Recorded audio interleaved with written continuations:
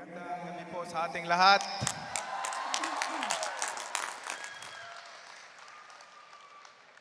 Marahil magtaka po kayo bakit ganito ang suot ko. Kanina po, galing po ako ng Jensan. Umuwi po ako doon sa Maynila para po dito sa event na to. Dumating po ako 12:30. And then para po akong lalagnatin. Talagang masama yung pakiramdam ko. Tapos pinahinga ko, tinulog ko. And then nagising ako, medyo bumuti siya. And then ang lakas ng ulan doon sa Makati. And then sabi ko baka hindi ako abot pagka mag four wheels ako dahil grabing traffic, walang galawan. So ang ginawa ko po, nagmotor po ako, kaya ako po nakaganito. Nagmotor po ako para makaabot dito kasi kung nag four wheels po ako, baka 4 hours 'yon. Baka mamaya pang alas 12 ako darating dito. Kaya ako nagkaganito. So, ako po ay, ito po yung mga choirs namin sa church namin sa The Word for Everyone Ministry International sa Jinsan. Nag-start po ako nung 2012 Bible study. Ako lang po noon yung talagang that time ako lang po ang yung Christian, in short, like Christian na tumanggap kay Jesus na naging born-again Christian. Mga kasama ko, all is Catholic, like that. So, Bible study. Sabi ko, ang story po ay, sabi ko, sige, pwede ba tayo mag-Bible study dito?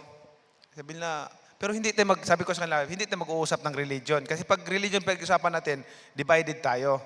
Iba-iba yung natin. So, mag-Bible study lang tayo, and then, naniwala naman tayo sa Bible, di ba? Sabi na, yes, naniwala kami sa Bible. So nag-Bible study kami, and then God is good. That Bible study hanggang every week nagkandak ako ng Bible study, and then para maraming tao pumunta, ang ginawa ko, siyempre during Bible study, naghahanda ako para naghahanda ako ng mga pagkain para maraming mga tao na pupunta sa Bible study. And then, God is good. Yung Bible study na yan, patuloy hanggang naging church na siya ngayon. Yung main church natin, mayroon tayong regularly, nag-church mga 2,000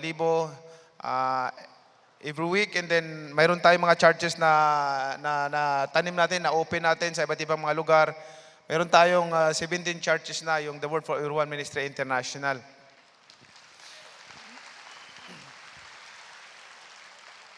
At since then, doon ko po unti-unti nalaman yung meaning of life. Why we are here in this world. Bakit tayo nandito? Bakit ang tao nandito sa mundo? Hindi tayo nandito para sa sarili natin. Hindi tayo nandito para magpakasawa tayo sa anumang gusto nating gawin. Nandito tayo sa mundo for a purpose. We have to remember that. Kailangan na lagi nating itanim sa isipan natin, sa puso natin, na nandito tayo, because of God's goodness, of God's mercy. Nandito tayo is to appreciate God's creation. Nandito tayo is to worship God. Nandito tayo is to give thanks to the Lord for the wonderful that He created, the universe, including mankind. Amen. Kaya po ang purpose natin, so that when God called us, give us conviction and drawing us to His Son, Jesus Christ. Because we know there's no other way of salvation only through Jesus Christ. Kaya may kasabihan kami sa Bisaya, ayaw pagtugaw kamatay, wala pa kay Jesus Christ sa imong kinabuhi. Kaya may impyerno ka. At so, huwag ka munang mamatay hanggat wala ka pang Jesus Christ sa buhay mo, kasi imposibleng mapunta ka sa langit. Kasi sabi ni Jesus Christ, I am the way, the truth, and the life. No one comes to the Father except through me. So, we should remember that. I know most of the audience here are Christian, believing Jesus Christ. So, we should understand that we have a great responsibility being a follower of Jesus Christ. So it's like talents of gold. It's the talents of gold that God gave us to us. Kung depende sa sitwasyon mo, sa situation mo, like me, I consider myself that I received the 5 talents of gold. So that talents of gold, I have to maximize and bring more souls to the kingdom of God. It depends on your situation when God called you to His kingdom. Like, kung ikaw ay katulong, then yung mga lahat ng mga katulong, yung mga nasasakupan mo, mga kasama mo, pwede mong isoul winning sila para madala mo sa kaharian ng Panginoon. At pagdating ng panahon, when God appears the second time, sabihin sa'yo, well done, good and faithful servant. Come, enter to my paradise. Ang sarap. Ang sarap sabihin, marinig sa Panginoon na, well done, good and faithful servant. But, gusto kong ikwento sa inyo, paano ba ako naging born again? Paano ko ba tinanggap si Jesus Christ? Alam niyo po, for how many years? Starting siguro 2004. Maraming siyempre ako po ay talagang devoted sa ibang-ibang paniniwala. 2004, ang daming nagba-Bible study sa akin, mag-soul winning, maraming mga pastor pupunta doon, tapos may dalang Bible, ganyan. Tapos niregaluhan ako ng Bible. Okay lang, kasi sabi ko, naniwala naman ako ng Bible, but I thought I'm a godly person. Like, nagpupunta ako sa simbahan every Sunday, tapos minsan sa pag Friday, nagsisindi pa ako ng kandila. Ganun yung mga ginagawa ko na talagang, tapos suot ko palagi yung rosary. Besides sa rosary, mayroon pa ako ditong ribulto nga sa bulsa na Santo Niño para sigurado. Ganon pakiramdam ko ng araw. And then, sa daming nagba-Bible study sa akin, ang isip ko, ay, godly naman ako eh. Lagi ako sa simbahan, talo ko pa kayo pagdating sa pagsisimba sa Panginoon dahil how many times ako a week pupunta sa simbahan, nagsisindi ako ng kandila, nagpe-pray ako, nagro-rosary ako. And then, yun po yung time na yun na ang daming pupunta sa akin na mga pastor, kahit sino, bina-Bible study ako. And then, lumipas yung ilang taon ganyan. Siguro, that time, 2008, 2009 na, pakunti yung mga nagba-Bible study, soul winning sa akin kasi parang hindi ako matatablan dahil siyempre, devoted po talaga ako na, pero ang pinakamaganda dyan, nagpapasalamat ako sa mami ko, Mami D, na itinanim sa isipan namin na without God, we are nothing. No? Whether we believe that this is right or not, it depends. Basta importante sa bata, matanim sa isipan nila na may Panginoon.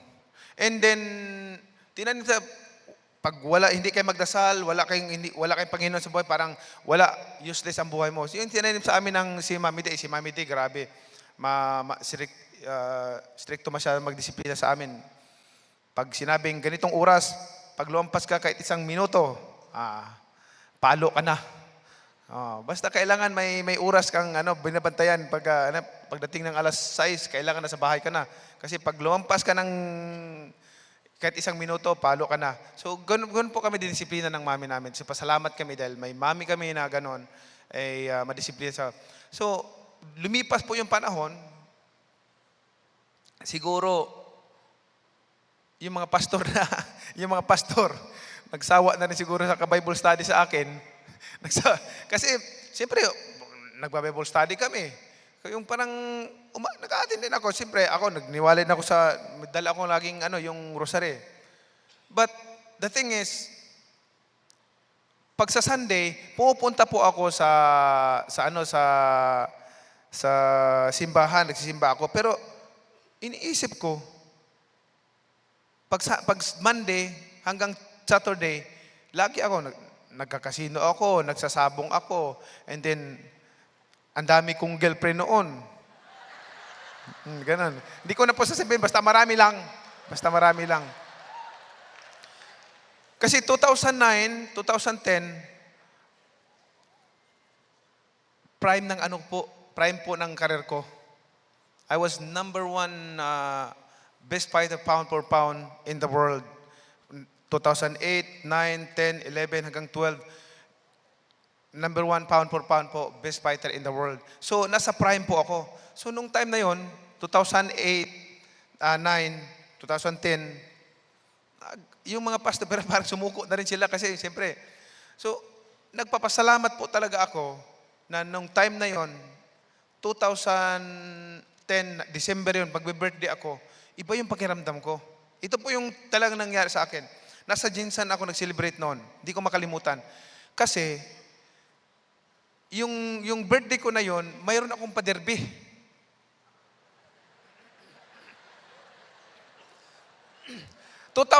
Di ko makalimutan, 2010, December 17, mayroon akong 7 cock derby. So, invitation, maraming invitation.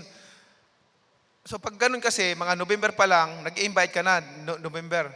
So, but pagdating ng December, iba na yung pakiramdam ko, parang ituloy ko ba o hindi? Parang hindi ko itutuloy, parang wala na akong gana magsabong, magsugal. Iba na, nag-change yung pakiramdam ko. Then, nahiya naman ako na i-cancel ko yung invitation dahil pa-birthday ko, and then, na-invite ko na yung, prepared na yung siyempre, makilalang tao rin, may mga kaya din. So, itinuloy ko na lang. Pero nandoon ako sa sabungan, para akong, wala yung presensya ko doon. Ayaw ko na nito. Tapos, papainumin nila ako, tikim lang ako, pero parang wala nang lasa yung alak. Wala nang lasa yung alak. Sabi ko, parang ayaw ko na. And then, that time, after that, ng birthday ko, short. But before that birthday, that day, may tao nagsabi sa akin, hindi ko naman siya kilala. Sabi niya, pasensya ka na, hindi ako maka-attend sa birthday mo. Mga 1 day, 2 days before my birthday, pasensya ka na, hindi ako maka-attend sa birthday mo kasi busy pa ako. Tapos binigyan niya ako ng regalo.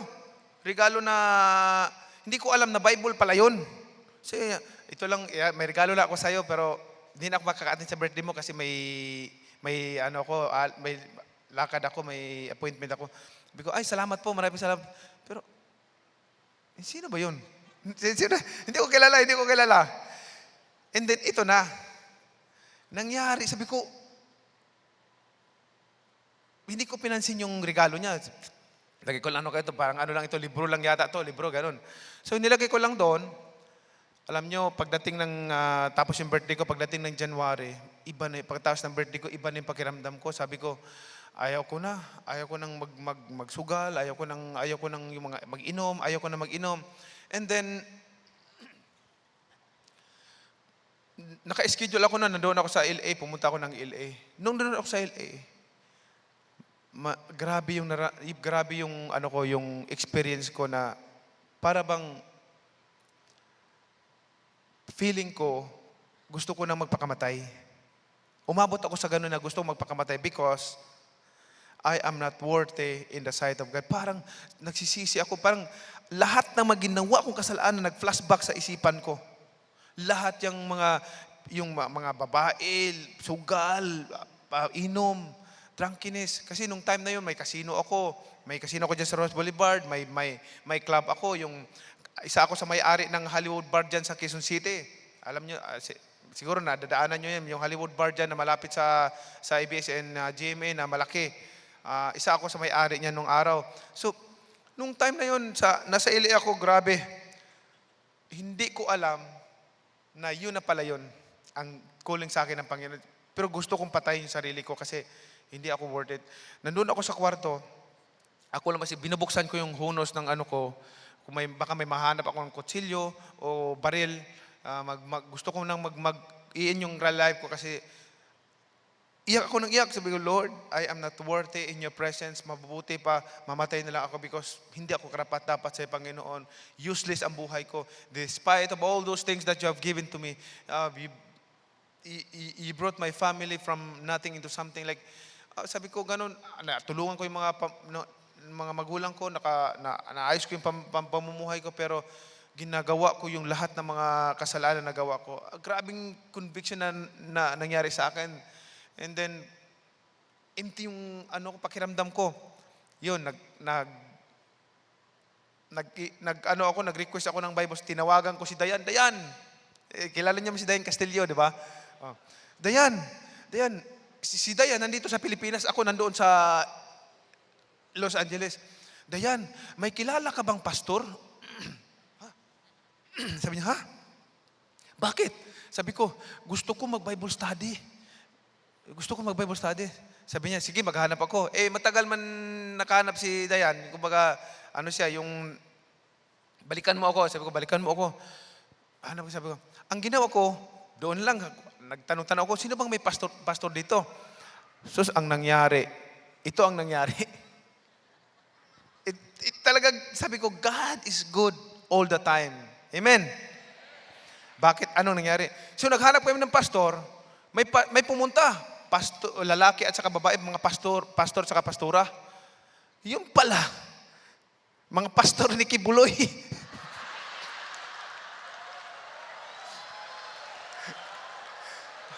Pastor ni Kibuloy. Di, maganda na. Sabi ko, ay, salamat, may Bible study kami. Kasi Bible eh. Kaso lang, doon sa ending ng Bible study namin, naisingit yung Jesus Christ, yan yung Father. Bago ang appointed son, yung anak na si Pastor Apollo si Kibuloy. Sabi ko ganun. Ito ang maganda. Hindi ko makakalimutan ito. Ito ang maganda. Nung sinabi niya sa akin yan, good thing naman talaga. Sabi ko, God is good all the time. Kasi, when I was 10 years old, 11 years old, may isang verse ako na memorize. Sabi ko, bakit ko na-memorize yung verse na yun? Hindi ko makalimutan kasi nung araw na yon, nung time na yon, nung bata pa ako, I was 11 years old, 10 years old, may Bible study din. Nag-attend ako ng Bible study. Yung sa mga bata, may bibigyan ka ng kindi, gano'n. Tapos para mag-attend ka. Attend ako doon, tapos pinamemorize sa amin yung verse na yon. Isang verse na na-memorize ko, yung John 17, verse 5. John 17, verse 5. Ang nakalagay doon, and now, Father, glorify me in your presence with the glory I had with you before the world begins. So, nung sinabi sa akin, nung Bible study na yun, naalala ko yung verse. Parang sinabi sa akin, yung verse na memorize mo. So, ang sabi sa amin, yung si Jesus Christ, yun yung Ama. Yun na yung Ama. Ang bagong appointed son, si Kibuloy. Sabi ko, sa isip ko, sa puso ko, kontra doon sa na-memorize kong verse. Sabi ko, may question ako. Sabi ko, problemado na naman ako. Sabi ko, ano to? Tapos, doon instead na maganda yung Bible study namin, nauwi sa yung sagutan, yung may mga question na ganon. Yung isang kasama ko kasi, nag-question, ay hindi totoo yan. Bakit siya naging anak ng Panginoon, naging appointed siya na si Jesus Christ, iba man yung ama, iba yung anak.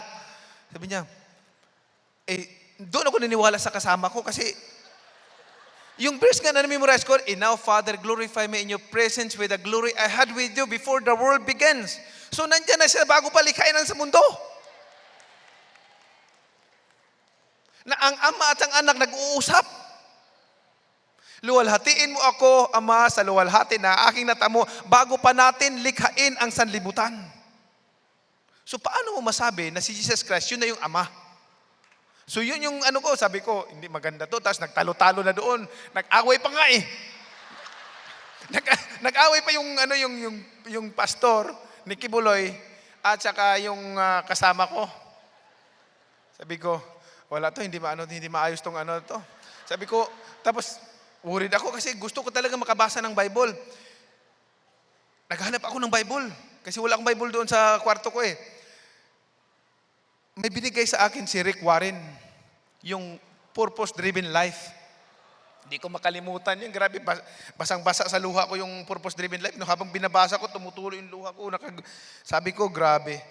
Nung time na yon, sabi ko, Lord, I'm not educated of your word, the Bible. I don't know the word. But please, Lord, my life is useless without you. Please, Lord, my life is not worthy without you. Wala, mabuti pa, mamatay na ako. That moment, sabi ko, Lord, just give me wisdom and knowledge and understanding of your words because kung buhay ko, useless kung wala ka. Surrender ko sa iyong buhay ko. Mula noon, hindi ko makalimutan yung oath ko na yon. Nung nakaluhod ako, umiiyak ako na gusto ko nang i-end yung life ko because I am not worthy in your presence. Because of your holiness, O God. Sabi kong ganun, I am not worthy, O God. Hindi ako karapat-dapat, Panginoon.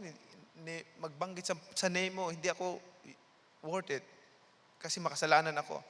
Yung time na yon, hanggang ngayon, lagi kong inaalala yun para laging buhay ang Panginoon sa puso ko. And then, dinivote ko yung sarili ko sa pagbabasa ng Bible, day and night, pray continually, regularly, naglumuluhod ako, face on the ground. Lord, kumbaga, it's not enough to humble myself before God. Na, kumbaga sa tingin ko, yung nagawa kong mga kasalanan sa Panginoon,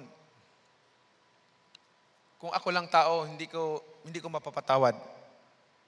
Pero I know God's mercy and love endures forever. That's why I'm here. Yun po yung turning point ko sa buhay na commitment ko. Because hindi natin madadaya ang Panginoon sa buhay natin. We can claim that we are Christian outside. We can say, I am Christian. I am a follower of Jesus Christ. But only God knows our hearts. Only God knows our works, our deeds. So brothers and sisters, make sure that your daily activity should come from your new identity. And our identity is Jesus Christ. Wherever we go, there is Jesus. Big name, Jesus Christ.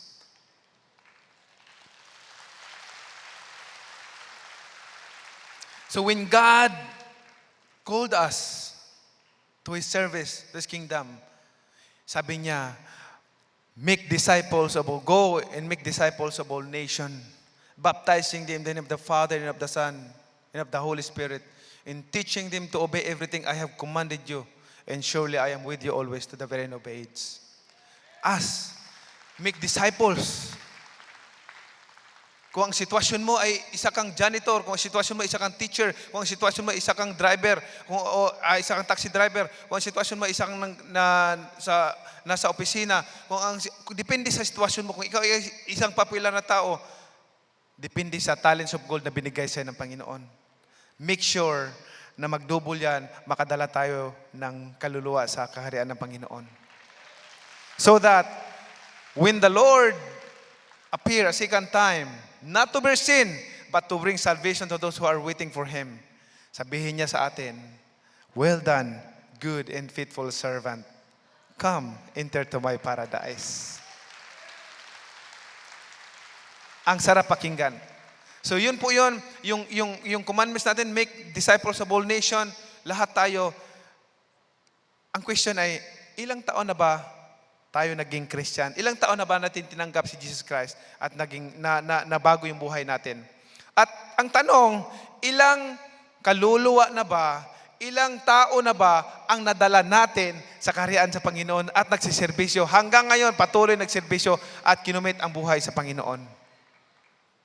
Nasa ating sariling kung ilan na ba ang na-inspired sa buhay natin. Masaya ako, ay kwento ko lang sa inyo, sandali lang. Masaya ako kasi yung Bible study na yon, alam niyo yung mga Bible study na yon, may naging pastor, may naging pastora, doon sa Bible study namin ngayon. Ngayon, may mga church na rin sila.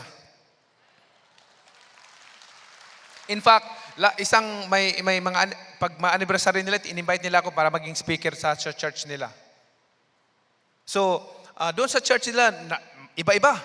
May may bakla doon na naging lalaki na. Sabi niya, gusto ko na maging lalaki.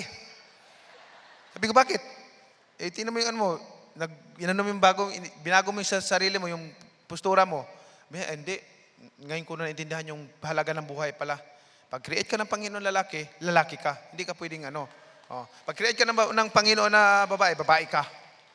Oh. Diba? Amen? Oh, ganyan tayo as Christian because sabi nga ng Panginoon, kung ang kamay mo, isang kamay mo, causes you to stumble and para magkasala ka sa Panginoon, putulin mo. Mas mabuti pang wala kang isang kamay na pupunta ka sa langit kaysa may isang kumpleto yung kamay mo pero mapunta ka naman sa hell.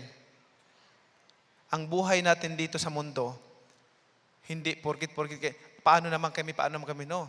Paano ang Panginoon? Paano natin mapasaya ang Panginoon? Hindi yung katwiran na, oy, paano nang kami? Yan yung naramdaman namin, yan ang feelings namin. Paano naman kami? Nagmamahalan din naman kayo. Panginoon, our God is love. So, therefore, naglalamahal kayo. There is a wrong love. May maling pagmamahalan. So, mag-ingat talaga tayo niyan. Only God knows our hearts. Hindi tumitingin ang Panginoon. Hindi tumitingin ang Panginoon sa kung ano sasabihin natin, sa gawa natin. Dito sa puso natin, nagbabase ang Panginoon. How you treat others, how you love others. Yun po yung tungkulin natin. So, brothers and sisters, nagpapasalamat ako na isa ako sa nag-share ng gospel tonight. I'm so blessed because God is good. Kanina lang, para akong lagnatin, nanginginig ako, giniginaw ako, tapos sinipon ako ngayon, wala nang sipon, parang ubuhin ako. But when you pray to God, hey, God is good. He is faithful to answer your prayer. And kanina para ako, sinipon ako, singa ako ng singa, tapos giniginaw ako, and then para akong ubuhin. Ngayon, wala na. Hallelujah, hallelujah. God is good all the time, brothers and sisters. So, last word. Proverbs 12 verse 28. Lagi nating tatandaan. Sabi doon sa Bible, the Bible says, Proverbs 12 verse 28, in the way of righteousness there is life. Along that path is immortality. So, alam naman ang Panginoon nakakaalam sa mga gawa natin. So, kailangan totoo tayong sumusunod sa Panginoon. Make sure that our daily activities should come from our new identity, Jesus Christ. Maraming salamat po. Magandang gabi sa atin lahat.